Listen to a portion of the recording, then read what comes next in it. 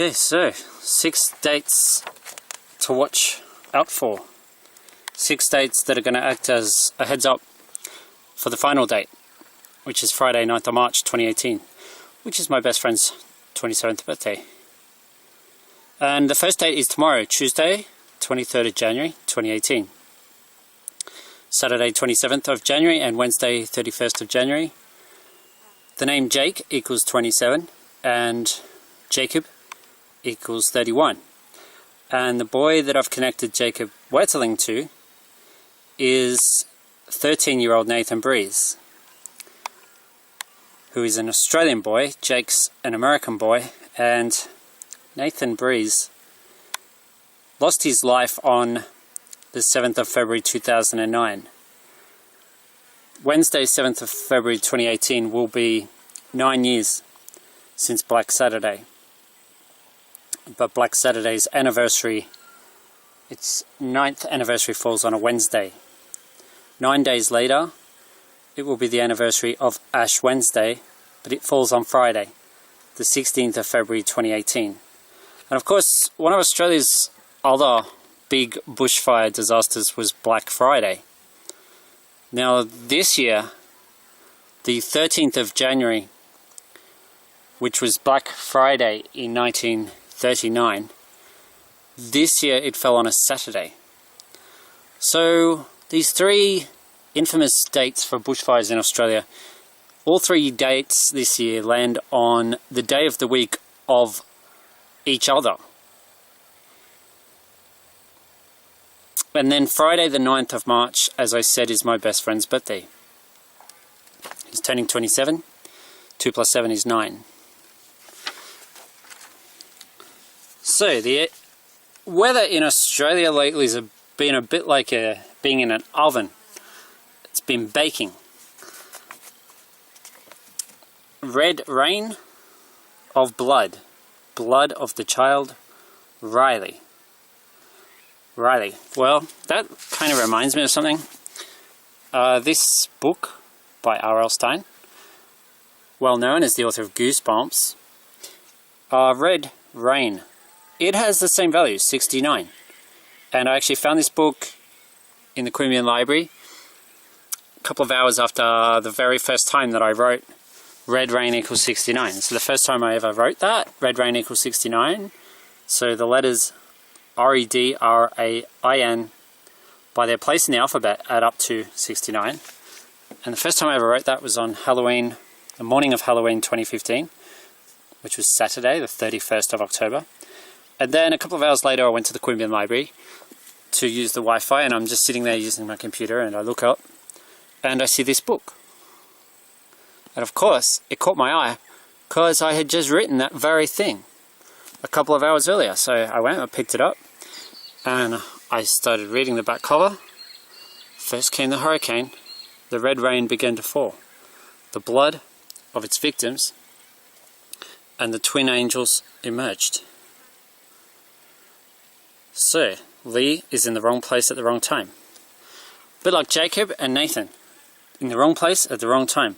I noticed much later that it's interesting because Evil Boy, if you add up the letters in Evil Boy, it equals 90. Or also Rude Boy or Missing is 90. And Jacob Owen Wetterling equals 233. And 23 times 3 is 69.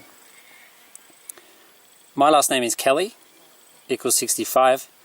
And birthday is 87. So an interesting barcode to have on the library book too, considering who I connected this book to, which was Jacob. First came the hurricane. So Riley is on the name list this year of tropical cyclone names for Australia, and I think Riley's going to be second to last and the 11th tropical cyclone of the season. I was saying the 10th, but there's another one which I forgot to include in my list, Marcus. And Marcus was actually the name of Jacob Wetterling's pet dog at the time that he was abducted and murdered. So Another Jake who was abducted and murdered in fiction was Jake Chambers in The Dark Tower by Stephen King. And the boy Jake Chambers equals 69. Well, he wasn't abducted, but he was murdered by a serial killer. And 6/9, 6th of the 9th. Well, the boy who told me that Wetterling has the meaning weather child, the boy who grew up in Germany and knew German and knew that wetter means weather, which I didn't know, but I was calling Jake the Storm Boy for a good couple of years before then. And he said, actually it means Storm Boy. It means weather child, because wetter is weather, and ling is like duckling, little one. So Wetterling, weather child. And so his birthday was the 6th of September, so I came up with a prediction for his birthday. I decided to go with Jose. I thought Jose, and Jose I said will make landfall at 9:45 p.m.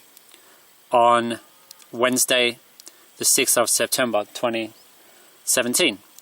As it turned out, Jose became a hurricane on that date and maxed out at 155 miles per hour, lasted a total of 22 days. Jake Wetterling was murdered on the 22nd of October, which was a Sunday, in 1989, and 16 days as a named storm. So Jose, bad boy. 4 plus 9, so Jose and bad boy equal 49, and 4 plus 9 equals 13, which was Nathan's age. And it was also my age in 1989, and it was in 1989 that I got approached by a guy at Western Park in Canberra. And so I was 13 then. I think I was pretty lucky to get away from that guy, and Nathan was 13 when he died. And I was saying Nathan was one of 9 people who died at 9 Pine Ridge Road, and the anniversary of Ash Wednesday is 9 days after Black Friday. 13 equals 99. So Nathan David Breeze was one of 9 people who died at 9 Pine Ridge Road, Kinglake West, on Saturday, 7th of February 2009. But he actually lived at number 7, and bad equals 7, and the date was, of course, the 7th. And the temperature that day was 46 point something in Melbourne it got to, which seemed exceptional at the time, but now probably not as much. Wednesday, because we're getting used to this heat. Wednesday the 7th of February 2018, which is the 9-year anniversary of Black Saturday, plus 9 days, lands you on Friday 16th of February, which is the anniversary of Ash Wednesday. 1 plus 6 is 7. Bad equals 7. Nathan lived at number 7, Pine Ridge Road. Sexy. Nice boy. And some people say you shouldn't use the word sexy in relation to a 13-year-old boy, but I'm like, hang on a minute. Nathan had a girlfriend, and he was a good-looking boy, so sexy's fine. Sexy, nice boy, boy Jacob, crazy Kelvin. Kelvin's also on the list of names for this cyclone season, and I've highlighted it because it's the next one. And then after the next one after Kelvin will be Linda. Bad name, Linda, Payne equals 40. So Kelvin and Linda. Teenager, the boy Marcus. It's the one I mysteriously left off my list. Cute dog, God, bad boy equals 75. Marcus was, like I said, Jake's dog, his pet dog, who he named after a footy player. 7 plus 5 is 12, and 12 is the age of the twins in this story. Daniel and Samuel are 12-year-old angels. Not quite sure. 2 orphan boys appear, innocent, angelic, and thrilled to be adopted by their new mother. But these are no ordinary children. They bring the gift of death, and they want to share it with the whole town.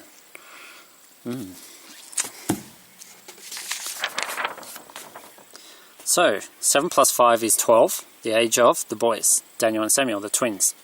Evil equals 48. Rude, Jake's favourite word, and Nora. Nora is 48. Nora is also on the list of tropical cyclone names this year. 4 plus 8 is 12. Again, the age of our twins, Daniel and Samuel. Bad snake. The bad snake Rose. Teenage Owen. Owen's also on the list. Owen is 57, and I circled Owen because it's a reflection of Marcus. Marcus, the name of Jake's dog, adds up to 12, and of course 5 and 7 also adds up to 12, as it's the same numbers. 57 and 75. Rose is also a big thing in the Dark Tower by Stephen King. Jake and the Rose in the vacant lot. 12, 12, 12, 12. Always 12s. Then Jake was 11. Satan's Messiah, Joshua, equals 74. Penny. Penny is also on the name list this year. Penny equals 74. 7 plus 4 is 11. Jake was 11. 11 years and 8 months. And Penny was also the name of a girl, a young lady who died on Black Saturday. Also in Kinglake, Penny and Melanie Chambers. Same surname as Jake in the Dark Tower. So 7 plus 4 is 11. Caned boy, red boy, Riley. Riley. Well, I like Riley as a name because, truth be told, I've been a bit riled up for a while lately because I did a partner visa application and it got rejected after an estimated processing time of like 6 months to start with. We were told 6 months. They stretched it out to 12 months and then 15 months. And then with no information, nothing, they never asked us for anything. Then they just rejected it, outright rejected it. And I think it had a lot to do with my partner's skin colour, to be completely honest with you. I think Australia's government is racist. And I do, I'm not just saying that, I really do. And that goes to who's in charge, been in charge of immigration and border protection, which is Peter Dutton. Not a nice guy. Weather, horny. I put horny in just to get up the noses of the Christian conservatives. Horny Savannah. Horny Savannah. And Savannah's, I think, going to be the last one. The last tropical cyclone this season. Or at least the one that, maybe not the last one, but the one that comes around the 9th of March, maybe? One or the other. Have faith equals 80. Jacob's date. So that's the last one I've worried about looking at is Savannah anyway. And that's despite the fact that Debbie last year was a long time after that. Debbie came on the 28th of March, which was a Tuesday. And it was 39 days after Jacob Wetterling's 39th birthday. Jake would have turned 39 if he was still here on Earth on Friday the 17th of February last year. And if you add up the names of all the cyclones on the list, the first one was Dahlia, and it was named by Indonesia. In fact, Dahlia was named as Mount Agung was erupting in Bali, and Dahlia formed just below Java, Indonesia. Now if you take all the letters of all these names, plus the word Anj, to join the last two, they add up to 741. Which is kind of symbolic of bad brat. Bad equals 7 and brat equals 41. So which of these names is going to be the bad brat? I wonder. The king of brats. The king of brats has a key. A dream. Clue. A clue, a key from a dream. Have faith, Josh 10, 9:45. Well, I saw that written on paper in my imagination as I was waking up from a dream on Saturday the 12th of May 2012, so a long time ago.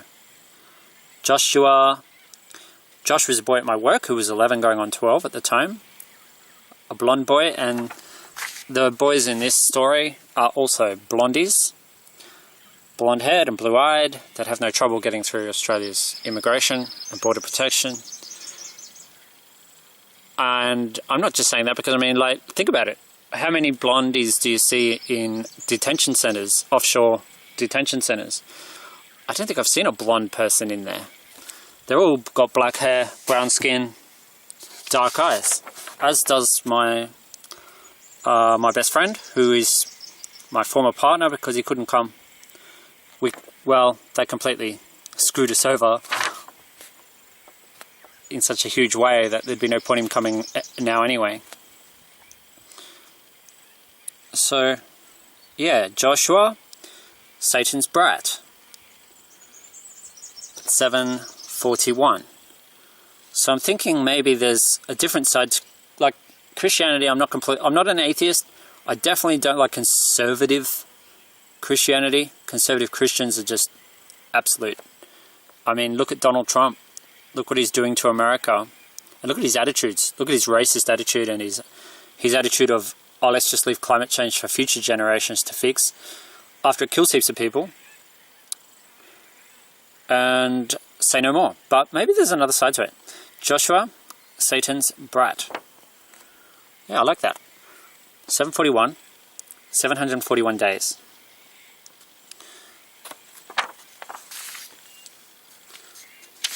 So here's the names again, and this time I've underlined the ones that haven't happened yet. And Saturday, 27th of February, 2016 plus 741 days lands you on Friday, 9th of March, 2018. Yeah, neat, very neat. So who is the king of brats? Is that why they rejected my partner? Did they do some research and discover he was the king of brats, maybe? Who was born on Saturday, 9th of March, 1991? Who is turning 27 on Friday, 9th of March, 2018? Well, that would be my best friend. Who is my best friend? Well, maybe my best friend is Satan, and maybe that's why immigration rejected him, is because he's Satan. That's what I'm thinking. And maybe they decided he was Satan because he's dark-skinned and got black hair and brown eyes and all the rest. So who's my best friend? 666 plus 666 plus 666 plus 6 plus 6 plus 6 equals 2016. It's a number, it's also a date. It's 2 years ago. And my partner was born on a Saturday. He's turning 27 this year. My ex-partner, still my best friend, separated by force, love murdered by a horrible government department. Yeah, I don't think that's too strong of words. They did murder our love. They murdered our relationship.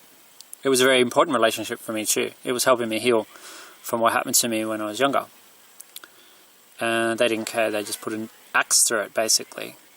And they claim to be the good guys. Yeah, well, if they're the good guys, I'll tell you what, I hate to see the bad guys. Anyway, Saturday, 27th of February 2016 was 741 days before Friday, 9th of March 2018, and that's the main date I'm flagging because it is my partner's birthday, 27th birthday. Reflect message of evil, red rain. Message of evil, red rain. It's interesting, in this story, Daniel is the evil twin. He's described as the evil twin. He's the one who likes to have power over people, which is definitely the impression I got from immigration, dealing with them, is that they like having power over people. And that's Daniel in this story.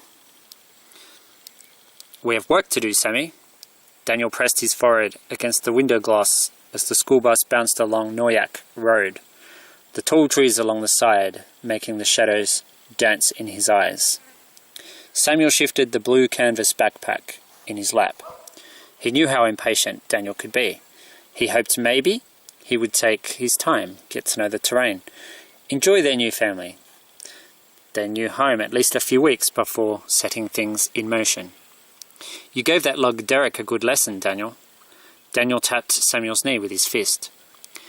"Derek is dead in the pasture. The flies are already circling him." Samuel laughed, but he could see the growing intensity on his twin's face. "Work to do, Sammy." "What's your hurry, Daniel? Haven't we got it made here?" "We've waited a long time," Daniel murmured, gazing at a deer chewing tall weeds by the roadside. "A long time, boyo. Long time."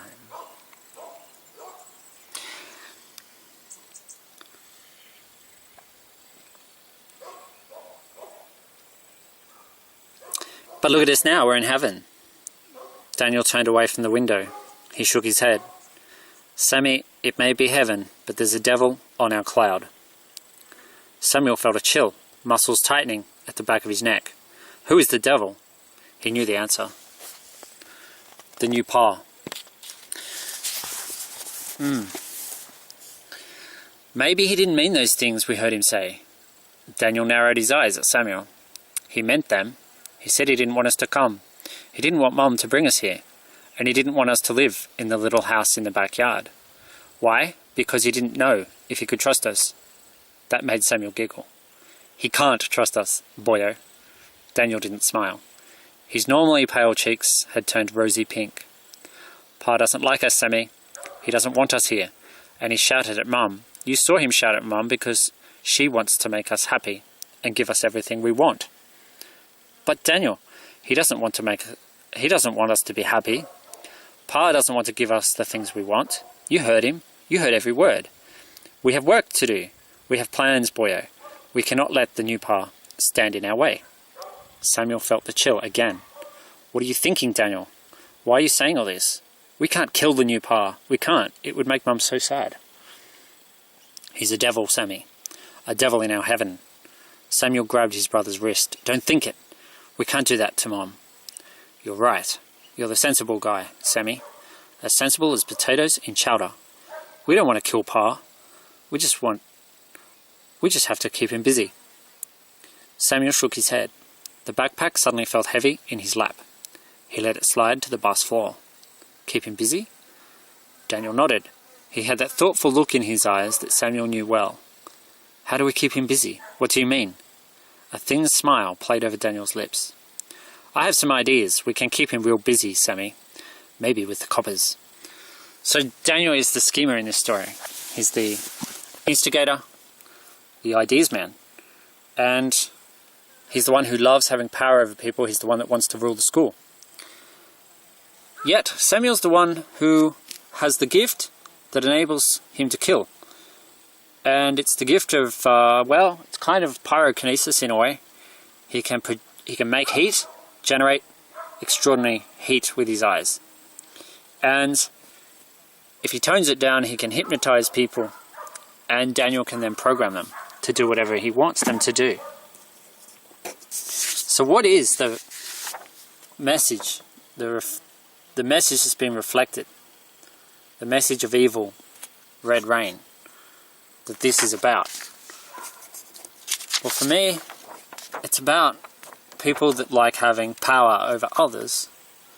Australia's Commonwealth lawmakers and decision makers who seem to insist on being respected are not what I would call deserving of respect. They are very two-faced bullies and thugs.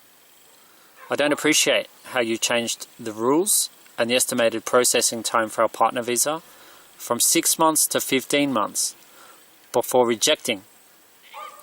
You are heartless, mean-spirited and cruel. And I really mean that, because not only did they reject, but they didn't even notify me of that decision. And I went from June to December not knowing what the decision was, what the outcome was. No notification, nothing. And the fee, in case you're wondering, for a partner visa is just under $7,000. I borrowed that, and I spent a couple of grand on printing and scanning, and I did it all in good faith, thinking I was the resident of a country with a fair-minded and decent government that would do the right thing by me. But now I know for sure I'm not. And the reason I know for sure is I found something else out recently about my government, and that is around 4.5 months ago now, it was all over the news that, you know, when I talk about the blood red rain of the victims, I found out that, you know, I mean, it was all over the news that heaps of people were murdered in Myanmar. Muslims, the Rohingya Muslims, were murdered in their thousands. And some of the atrocities that were committed are utterly mind-blowing. You had little boys aged a few months old, or a year old, or a couple of years old, being torn from their mother's arms and thrown into fires to burn. And I was really shocked the other day when I heard an Amnesty International spokesperson on TV saying how Australia hasn't condemned, has completely failed to react to that atrocity. Textbook and ethnic cleansing is how it's been described by the UN and by Amnesty International. I've seen interviews with people, eyewitnesses, survivors, people, mothers who lost their children, who witnessed their children burn to death. And I've found out that my government has not responded at all. There's been no reaction. This is Australia, you know, good old, nice little Australia, I thought. I'm having a beer right now for Australia Day. Australia Day is actually this coming Friday, but I am not celebrating Australia Day on Australia Day this year because I'm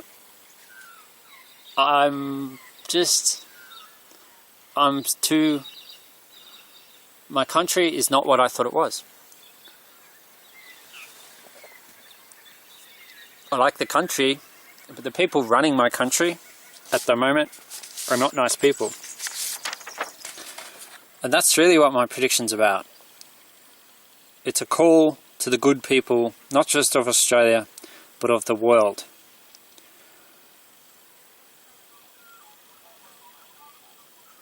It's a call. It's a call from Nathan and a call from Jacob. It's a call for people to think about what they've got and what they could so easily lose.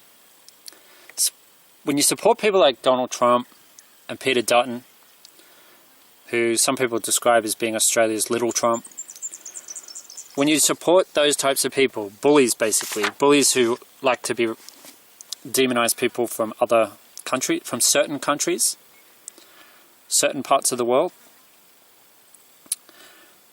who call certain countries shithole countries and blatantly discriminate against some people based on their religion and their skin colour.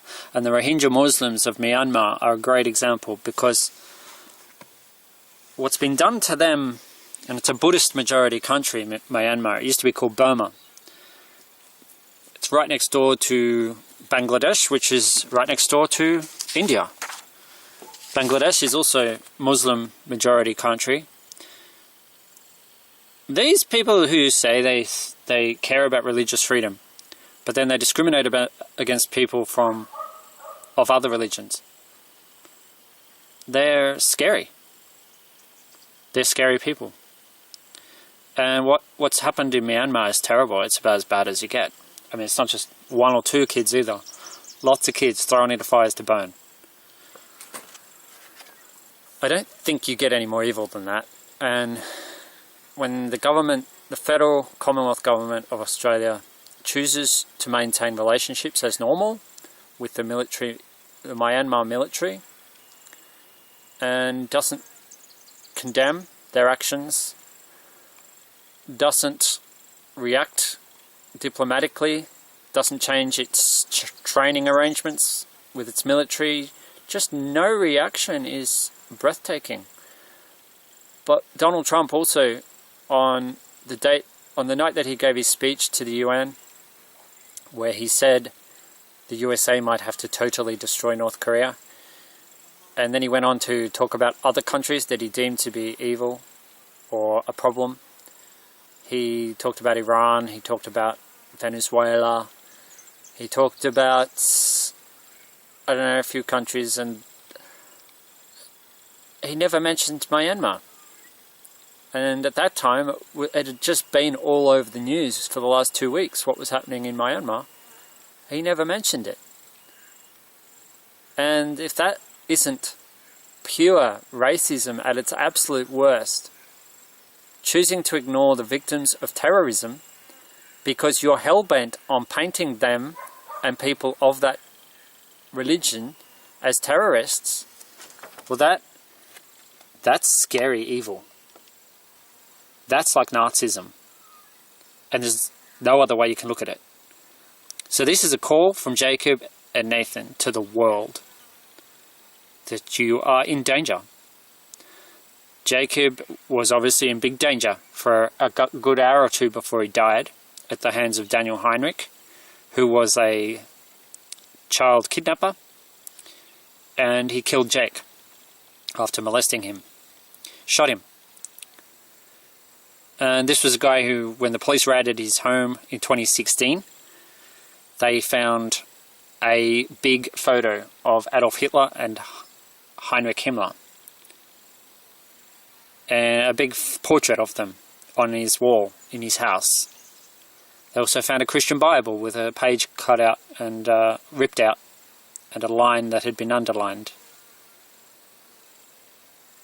Those 13 children that they just found in California, chained to their beds, they were, some of those kids could recite the entire Bible.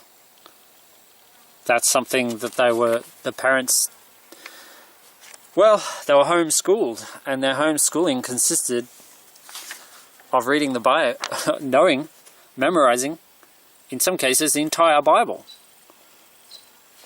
So there is definitely a very dark, cruel, heartless side to religion, and that's what this call is about. It's a warning to the world, you're heading in a bad direction. You are actually like Jake right now in the back seat of the car, handcuffed. And you're not quite sure what to do.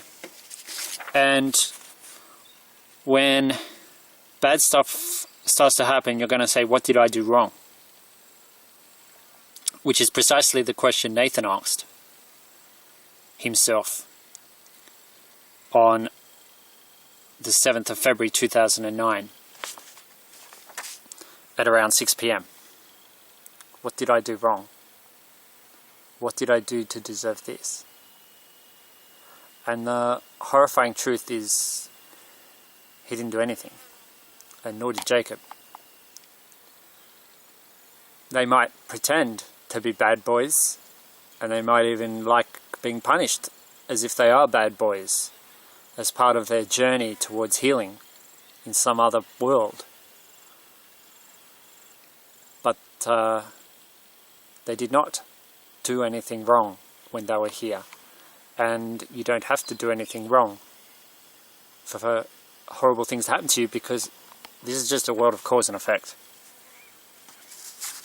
And it doesn't care.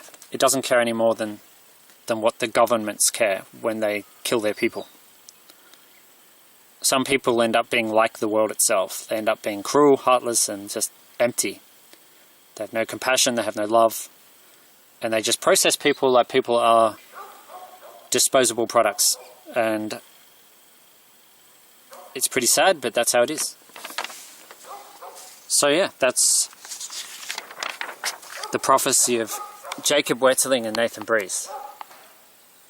Jacob Wetterling from the town of St. Joseph in Minnesota, USA, and Nathan Breeze from King Lake West, but also from Darwin in Australia. King Lake West in Victoria, Darwin in the Northern Territory. Angel Boys. Genuine Angel Boys.